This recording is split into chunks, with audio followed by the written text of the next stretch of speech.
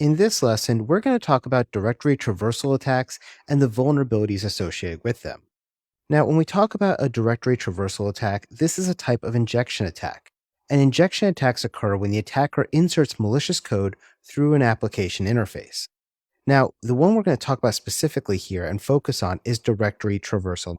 Now, a directory traversal is a type of injection attack, and any kind of injection attack really focuses on the ability for the attacker to insert malicious code through an application interface. Now, when we talk about a directory traversal, we're talking about an application attack that allows access to commands and files and directories that may or may not be connected to the web document root directory. Now, if you're running a web server, you're running this on Windows or Mac or Linux or Unix or some kind of operating system. And there's going to be a folder in there that is called the web document root. Essentially, that folder is where, when you go to deontraining.com, it goes to find those files. Now, that isn't the root of your hard drive, it's just the root of that directory. But there's many folders above that. And so if I went to something like deontraining.com etc/shadow, that would try to go and find that shadow file. Now, that shadow file isn't inside the web root though.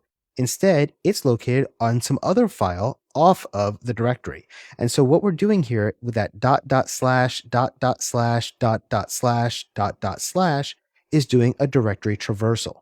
Now, let me show you what this looks like graphically. Essentially, we have something that looks like this. The root is the actual root of your hard drive. So my server happens to be using Linux. And because we're using Linux, we're going to be using that slash.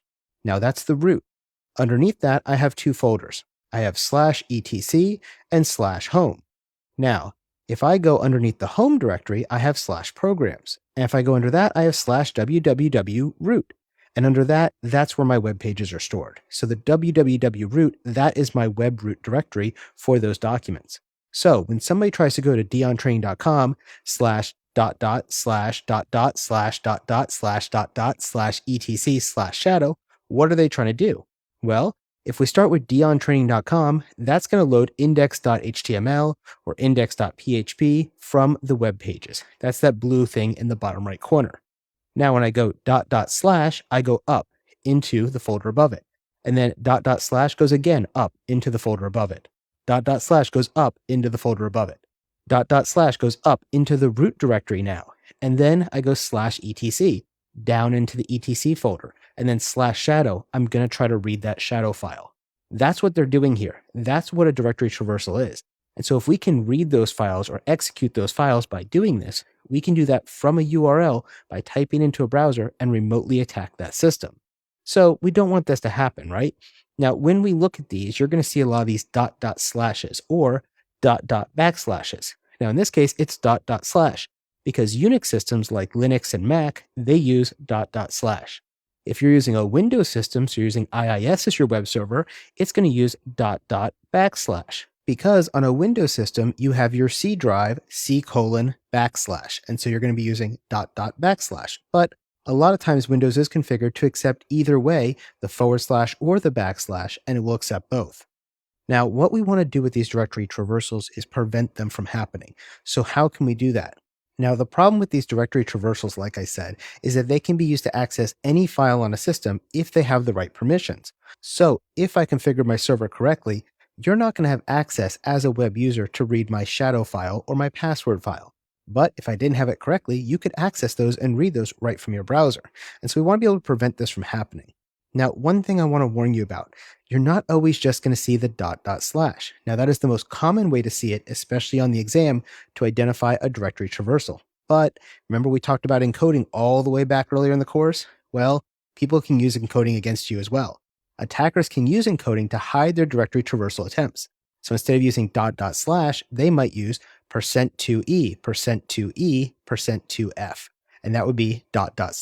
So keep that in mind as well. Now, another vulnerability we have to talk about when we talk about directory traversals is file inclusion. File inclusion is when a web application vulnerability is being exploited that allows an attacker to either download a file from an arbitrary location on the host file system by using that directory traversal, or upload an executable or script file to open a backdoor. Now, this will come in two different flavors. We have remote file inclusions and local file inclusions. When we talk about a remote file inclusion, This occurs when an attacker tries to execute a script to inject a remote file into the web app or the website.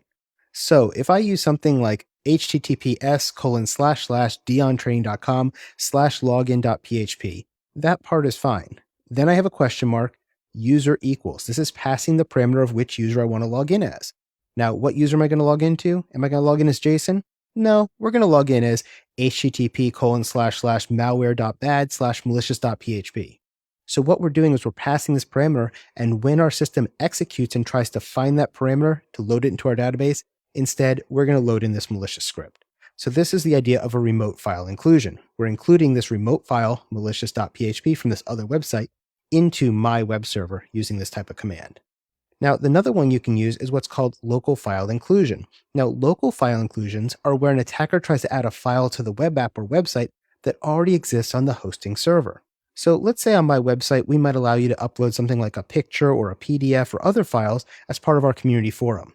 Well, then you could reference that file because it's already sitting on my server.